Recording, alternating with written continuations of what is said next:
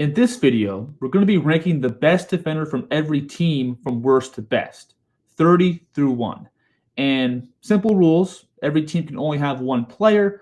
That player will be ranked. And it's going to be based on who's going to be the best defender this upcoming season.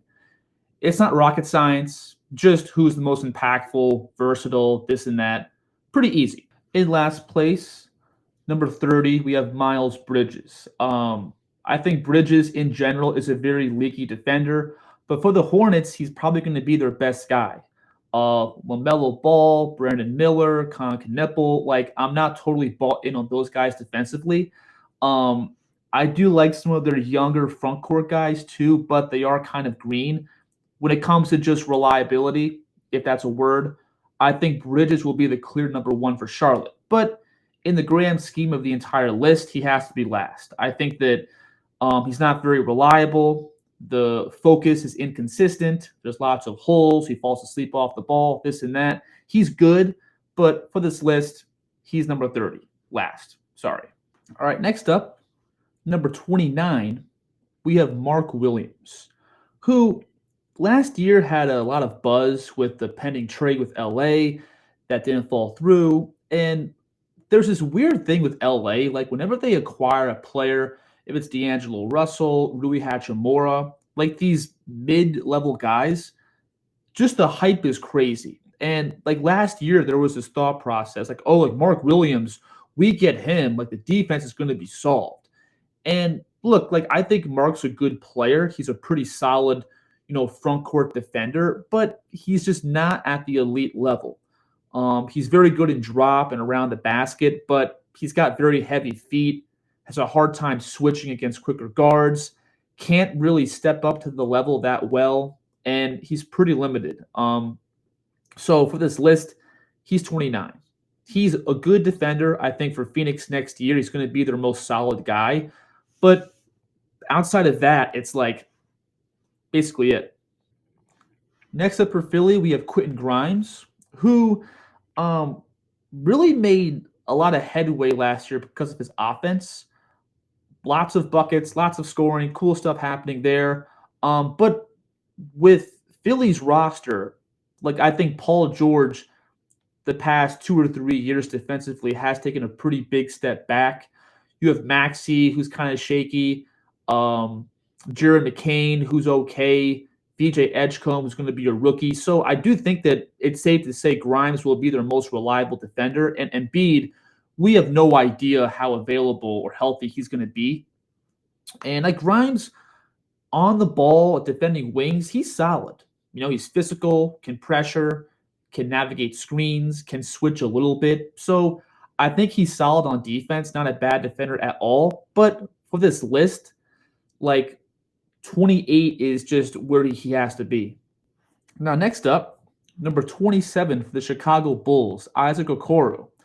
The Bulls acquired him, which I think for Chicago was a very good pickup. The Bulls they're kind of just a small team. You have Colby White, Josh Giddey, who's not very physical, Ayo Dosunmu. I think they need more wing defenders, so Okoro for them will definitely be solid.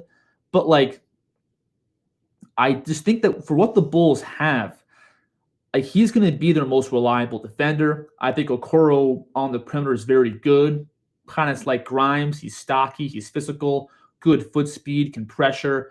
But he's just not really elite in one specific area. There's multiple guys I think who are better at the point of attack, who are more physical. I think Grimes is solid, but for this list, he's not an elite caliber guy. That's just what it is. But for the Bulls, I think that he's a great pickup, and he gives them a lot of things that they're missing. So for Chicago, great player, lots of value. But for the list, 27 is just where he has to be. All right, next up, number 26 for the Brooklyn Nets, Nick Claxton. Now, if you asked me a couple of years ago, I thought Claxton had the potential to be a really good defender.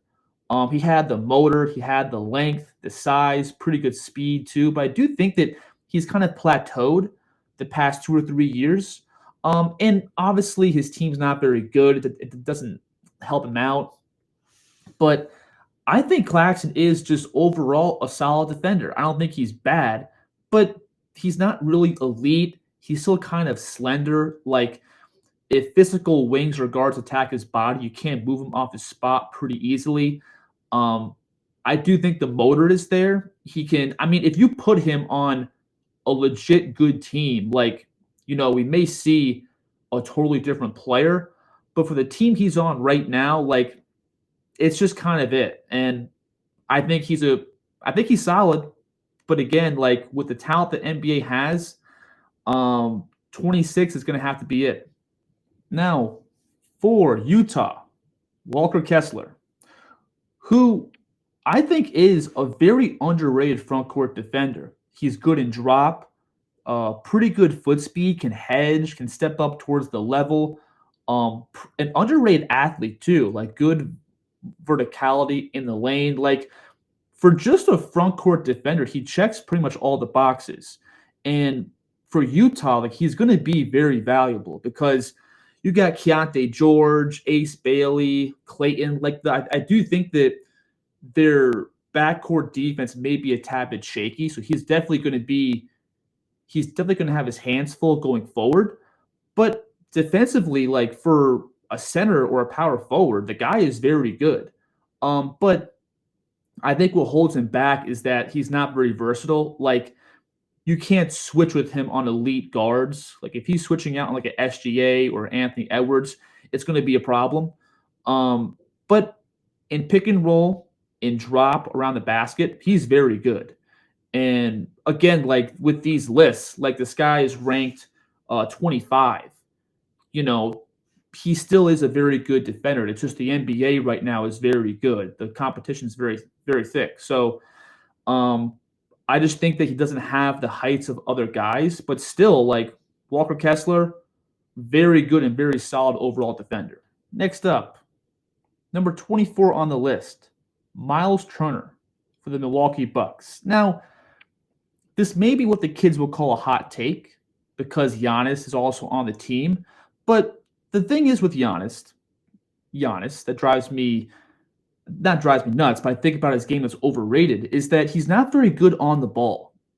Like, when Giannis switches against any wing or guard, he's got very slow feet, and he gets off balance pretty easily too. Like, you saw it late games against the Pacers. Like, Tyrese Halliburton was cooking him in open space.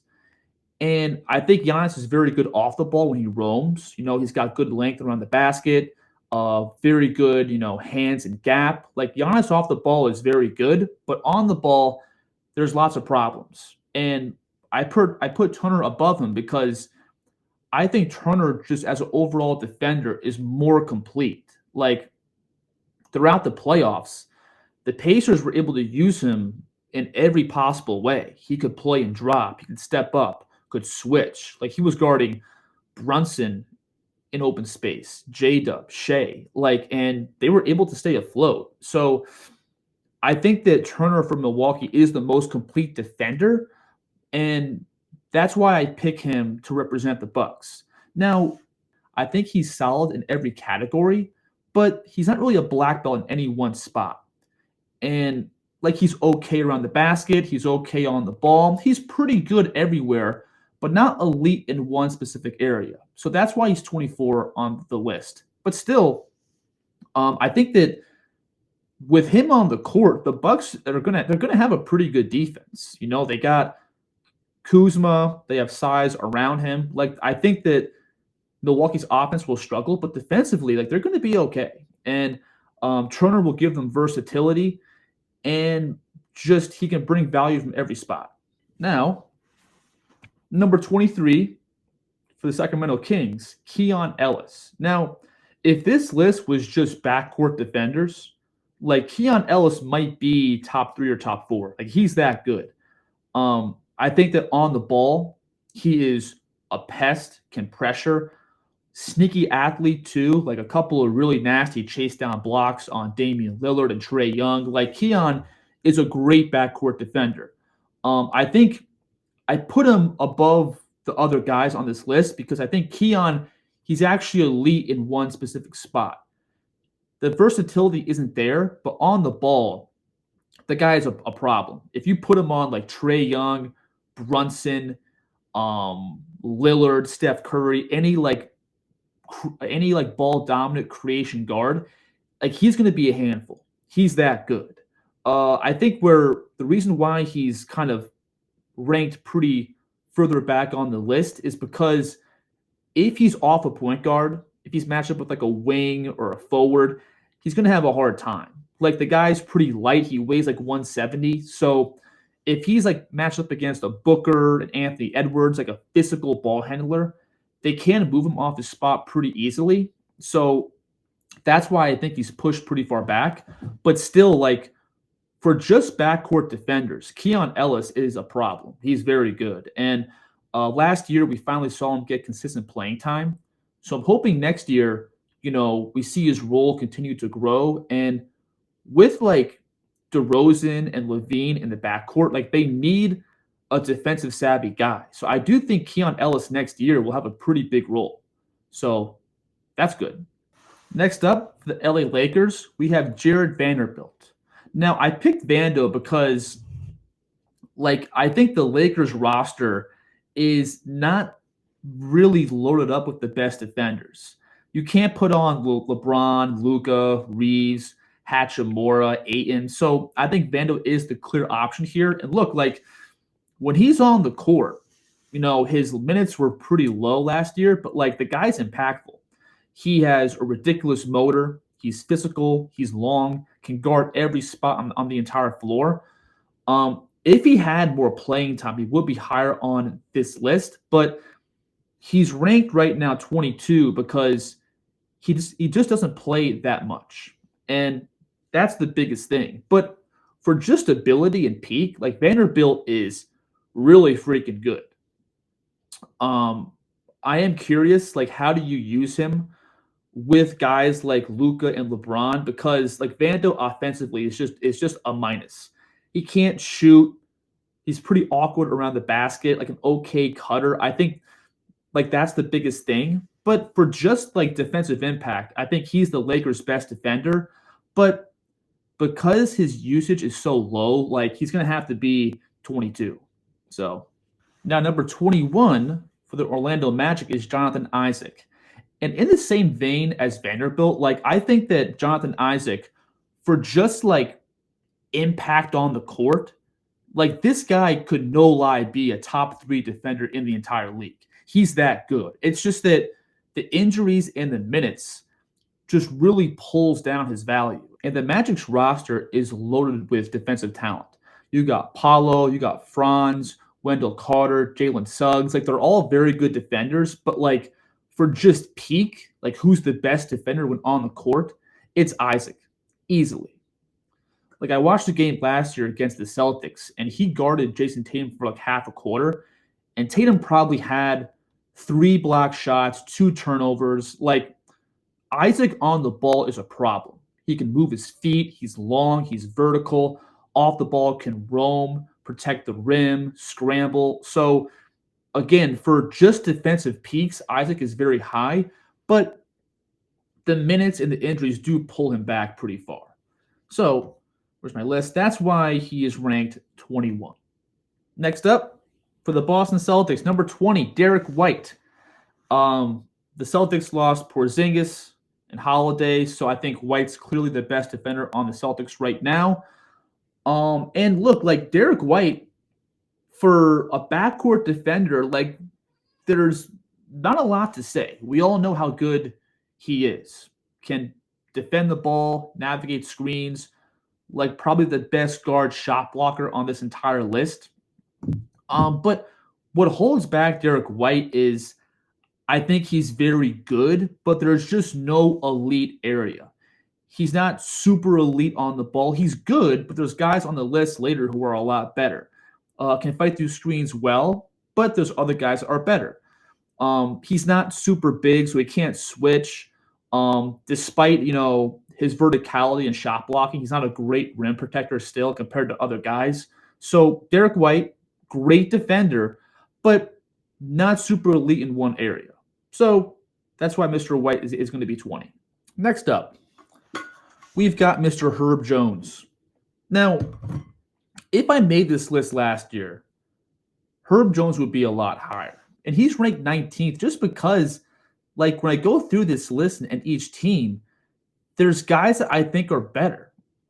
Like, I don't think Herb Jones has gotten worse. I just think the league is getting better. And there's other guys that I just objectively think who are better. Now, for like a wing defender, Herb Jones is still a beast. He can pressure the ball. He's long, aggressive. Like, he does all that stuff very well. But I think that the NBA the past 2 years has gone a lot deeper for like wing defenders. Because for as good as Jones is, like, I just have five guys on this list that I think are better. So Herb Jones, for me, still very good. Best defender on the Pelicans, 19th on the list, but just straight up, I don't think as good as other wings. Next up, we got Alex Sarr for Washington. Now, would I put Alex Sarr this high last year? No. But going into this year, I do think defensively, he's going to take a pretty big step forward. Because the one thing we've seen from younger rookie and sophomore players is that the defense tends to translate faster than the offense. And like last year, Alex Sarr was already a really good defender. Out of pick and roll, like as a big man, he could do anything. Could drop, could hedge, could switch, could defend wings. Very athletic, very long, great on the weak side, helping over. So last year, I don't think Alex Sarr would be this high. But going into this year, I do think Alex Sarr is going to be a very good defender and easily the best guy on Washington. Um, he's very big. I think he's 7 feet, 6'11". I might be capping, but regardless, really big guy, can move well, great timing, lots of great stuff here. Now, he might be when we end this year, he might be higher. I have him here at 18, but I think just for right now, this for Alex Sarr is the safest spot. Now, number 17 for the Pacers, Andrew Nembhard. Now, this was low-key the toughest one to do because I was going back and forth between Nesmith and Nembhard.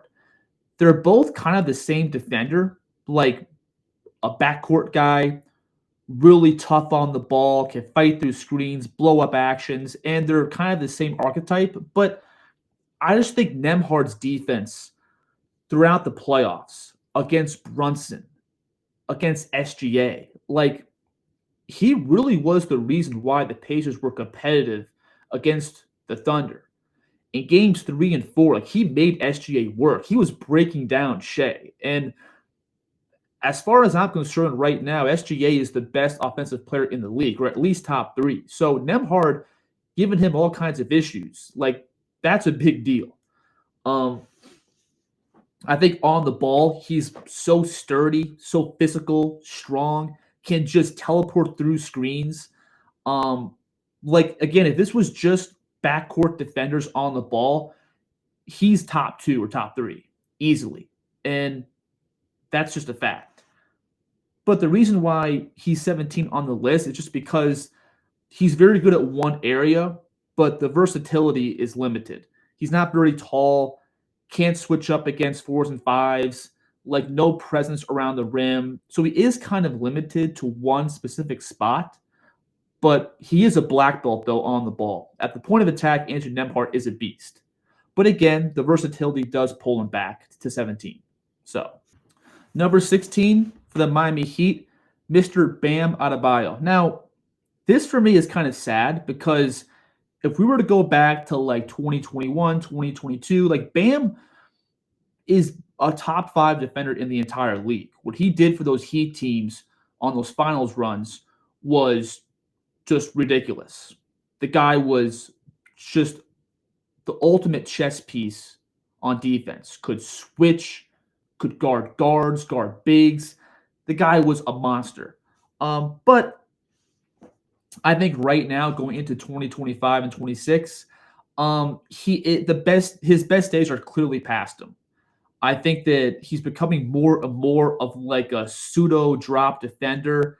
The on-ball defense is still pretty good, but not where it once was. So again, like Bam is, I think, right now easily a top 15 defender in the entire league. But with where the league is at right now and where Bam is at physically, he is kind of falling off, which is sad to say. But still, regardless, Bam can still guard the ball very well. And I do think that with him on the court, with Eric Spoelstra, the Heat always have a good defense. So, yeah. But for this list right now, I think putting Bam at 16 is just fair and honest. 15 for the Toronto Raptors, Mr. Scotty Barnes. Now, Scotty Barnes, when it comes to like versatility, like he is one of the best guys out there, low key. Very good at a pick and roll. Surprisingly, like he's very good in drop, pretty good off the ball too. Can rotate, protect the rim. Like he is a very, very versatile player around the court. And I do think this upcoming year is going to be a big year for Barnes defensively. Um, his offense has been progressing nicely, but for the Raptors right now, like he is their main guy on defense. I would like to see him get a little bit better on the ball. That's what I'm banking on. If he adds that, if he gets a little more aggressive, a little more focused, like defending, wings and guards, this and that, like he's going to be, that's pretty much it. He's going to have it all. So I do worry about the Raptors defense. I'm not totally bought in on Quickly and RJ Barrett on the ball, but when looking at what Barnes brings to the table from his stuff on the ball, guarding screens, off-ball work, I think 15 for him is the right number. All right. Number 14 for the LA Clippers, Chris Dunn. Now, people may say, like, why isn't Kawhi Leonard here? Which makes sense. I get that. But, like, Chris Dunn last year was their go-to defender. In the playoffs, he was guarding Murray the entire series. And, like, Kawhi, like, is still right now a good defender, but he is just mostly an offensive specialist. But Chris Dunn is on the court because of his defense. And for just like guards, point guards on the ball or two guards, like I think Chris Dunn is the best in the entire league.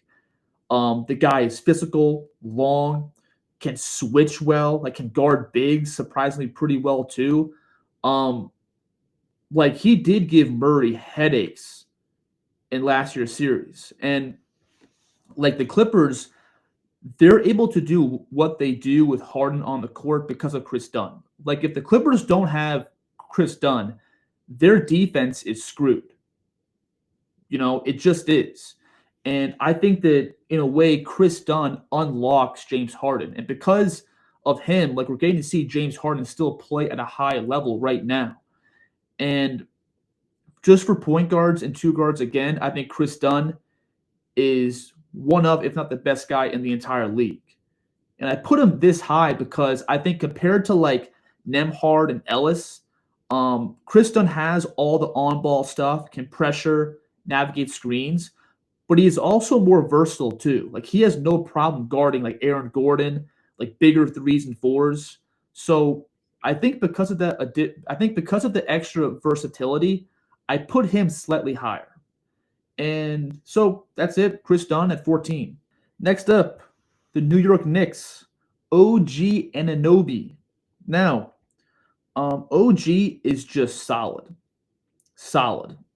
Like any wing score you want to put him on, he's going to be fine. You can put him on Tatum, Brown, Giannis. Like what really makes OG, I think, so valuable is that it's just the physicality. Because when the playoffs start, like it's really about power and strength. The guys who do well are just really sturdy and strong players like Jokic, Jalen Williams, Brunson. And I think on defense, you need that. It becomes less about speed and more about strength. And I think that just OG can hold his own against anybody. Anybody 1 through 4 is going to be fine. It could be Tatum. It could be Giannis. Like, he's that good. And he's just a very reliable defender. And I put him up here because Like I'm really bought in now when the playoffs start. It's about physicality. And for physical wing defenders, like besides Lou Dort, I think OG is up there for one of the just the most bruising, you know, just bully defender. And yeah, 13, OG. 12 for Memphis, we have Jaren Jackson Jr. Now, Jaren Jackson, a couple of years back, won Defensive Player of the Year, and he's still a great defender now. Around the basket, he's a beast. Great timing, great foot speed, can scramble well, can switch well. Like Jaren Jackson is a really good defender still. And with him on the court, like he just brings the Grizzlies' floor way, way higher. Um, I wouldn't say he's fallen off the past couple of years. Again, like I think he's kind of plateaued defensively, and he's still very good. Um, for me, he's ranked 12th because again, like this, the league is getting better. Like the young guys coming in are really good freaking defenders. And again, I think that Jaren at the power forward spot is very good.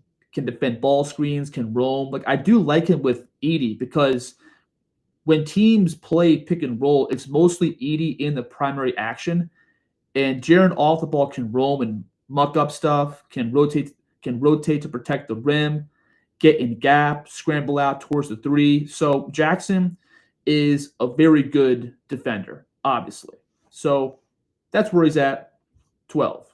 Now, number 11 for Dallas, Mr. Anthony Davis. Now, I really wanted to put AD in the top 10, but it just comes down to the availability. Like, I think AD physically should be in his prime still now, but if he's playing 45 to 50 games a year, it's hard to put him higher. And I do think you're starting to see the age with AD a little bit too. Light's dead. Too bad. But yeah, like AD is still a really good freaking defender. In pick and roll, the guy's like just a wrecking ball. Can do anything. Can defend well in open space. Defend well on the block. Can roam off the ball. He checks all of those boxes. The thing that holds him back for me, honestly, is just the availability. If AD plays, 70 plus games next year, he's easily a top 10 defender. But really, it comes down to being healthy. And I think when he's on the court and right, the guy's big time. Now, next year, you could say Flag will be the best defender, but I don't think so. I think if AD's on the court, just with what he does, his versatility, just the being a freaking beast, like AD for me is going to be Dallas's best defender, and I have him at number 11. We're in the top 10 officially. At number 10, Jalen Williams. Now, for OKC, it is kind of difficult because like their team is loaded with defense. You've got Chet, you've got Cason Wallace, you've got Dort, Caruso, but I went with Williams just because like Williams does everything. Everything. When Chet was hurt last year, he played center for 3 months straight. And OKC still had the best defense in the whole league. And like Jalen can defend on the ball, is really good in help, really good around the basket. Like he's 6'5", but the guy is freakishly long. I think that he may not be like as good of a rim protector as Chet or as good on the ball as Dort, but when you consider all the things he does just around the ball and how the guy can play literally every spot on the floor, like I think he's OKC's best defender. And like considering how he's the most versatile defender on the best defense in the league, like he has to be top 10. Now, next up at number 9 for the Pistons, Ausar Thompson. Now, if it's just talent, like Ausar could be top 5, but I do think that last year or last playoffs against Brunson, he did have issues with like the fouling. I do think he got a little bit emotionally wound up.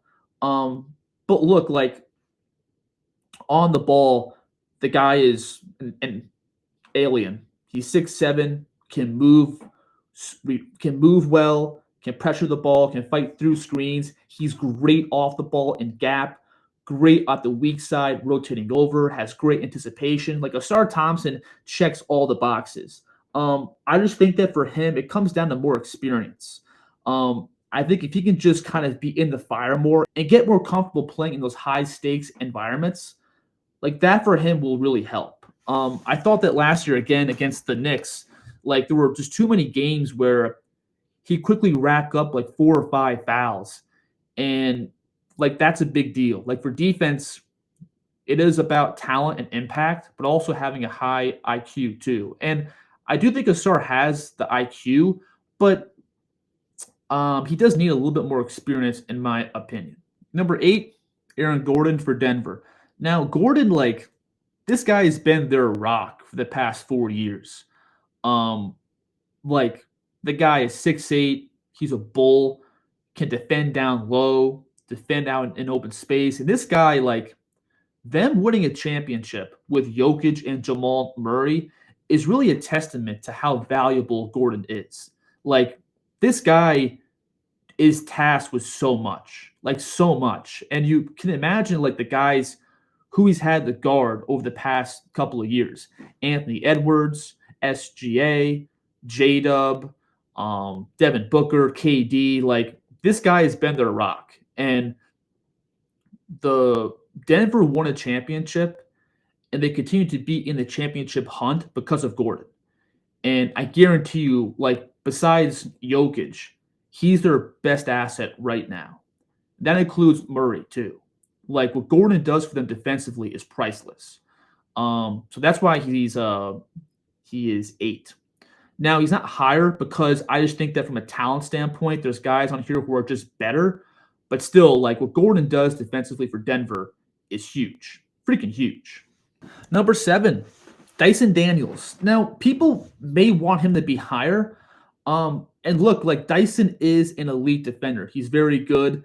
Led the league last year by a big margin in deflections and steals. Like, no denying the guy is very good.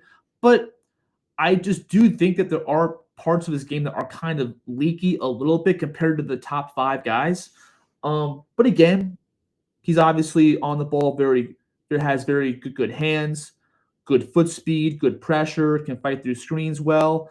But there are a couple of things that are just not really up to par. Like off the ball, to me, he's okay. He should be a little bit more impactful. He does gamble a little bit too much too.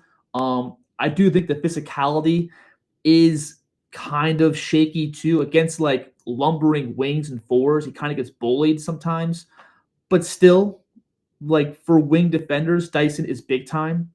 And again, the guy's like 7 in the entire league, so he's still pretty freaking good. And yeah, number 6 for Portland, Toumani Camara. Now, this guy is a beast. He kind of came out of nowhere last year too, but like I honestly was debating putting him in top 5. But like for a wing defender, like he just oozes versatility. The guy can guard like Jokic, can guard Dame. He's a really good like around the basket. Is big. He's long. Has great timing. Like this guy's a beast, And again, like I want to put him higher, but it's just like in the top 5. There's other guys that have such a big impact. It's hard to put him above them, but still, like for winged defenders, like he's top 2 or top 3. Again, has good feet, can guard all 5 spots, good length around the paint, like can rotate off the ball. Like this guy does it all. Toumani is big time. Top 5. And honestly, I did not want to do this. I really didn't, I swear. But Draymond Green is still a top 5 defender in the league. He just is. Like, the guy's impact for Golden State is undeniable. And what he did last year in the playoffs to the Rockets, like the Rockets, their offense is very bad, but still, like, he completely nullified Şengün. And, like, he still has a really good IQ. The guy can rotate well. He's a quarterback for the entire defense. Like Draymond Green, again, guys, I don't want to say it, but he still is a top 5 defender. He still is. The IQ, the rotations, the versatility, just the overall impact. Like the fact that Golden State right now is still competing in the playoffs and winning series and advancing, obviously it's because of Steph Curry, but Draymond Green, like by himself, keeps their defense afloat. And like that's a big deal. And I think because of that, because of the value he brings to that one team, he has to be top 5. Sorry. So number 4 for Houston is going to be Amen Thompson. Now, why is Amen, in my opinion, the best wing defender in the entire league? Because the last 3 guys are pretty much big men. It comes down to me simply to 2 things. One is the motor. Like Amen just plays like a maniac every single night. And 2 is the talent. The guy's got quick hands. He's a freak athlete. Great foot speed, anticipation. He does all of that stuff. And Amen is really good everywhere. On the ball, fighting through screens, in gap, on the weak side, around the rim. Like he does everything. And like we almost saw him last year win a playoff series just off of sheer defense. And I think that going into this next year, for backcourt and wing defenders, like he's the best one. When you blend in the motor and the talent, Amen Thompson is a problem. Big problem. Now, number 3 for the T-Wolves, Mr. Rudy Gobert. Now, Rudy, you could say defensively is going downhill a little bit, but still, like the guy, his impact just alters games. And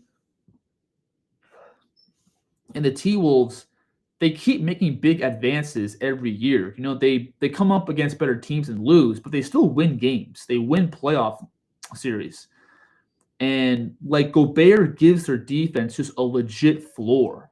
And granted, he's not perfect. I do think when he's switching out against guys like Luka, SGA, there's going to be problems, sure. But around the paint, he's still one of the best guys in the entire world. And just the value, the impact, it's still there. So Gobert, for me, he's still a top 3 player or a top 3 defender. Number 2, Evan Mobley. Now, Evan Mobley, like, what can you say? Like, this guy gives the Cavs defense, like, so much flexibility. Can defend on the perimeter, can defend in pick and roll. He can hedge, he can drop, he can show, he can switch. Like, the guy does everything. And won Defensive Player of the Year last year, obviously. Yeah, he's really good. I do think that I wish that the Cavs could stay healthy, like Mitchell and Garland, because they continue to underachieve in the playoffs. And like I still don't think we've really seen how good Mobley is on the highest stage. But when it comes to versatility and impact, like he is one of, if not the best guy in the entire league. Number 1, pretty easy, pretty obvious, Victor Wembanyama. The guy just, he defies the laws of physics. We've never seen a defender with his presence on the court. Like what he does in pick and roll, it's just puzzling. Like the guy can put himself out of position and lunge towards the ball, and then in one step be right back towards the basket. So, like this guy is just the talent is off the charts. I think you could say Mobley and Gobert are kind of close, but what Wemby does, just his length, his size, he's got good feet too. Like he's the best defender in the world, and it's pretty obvious.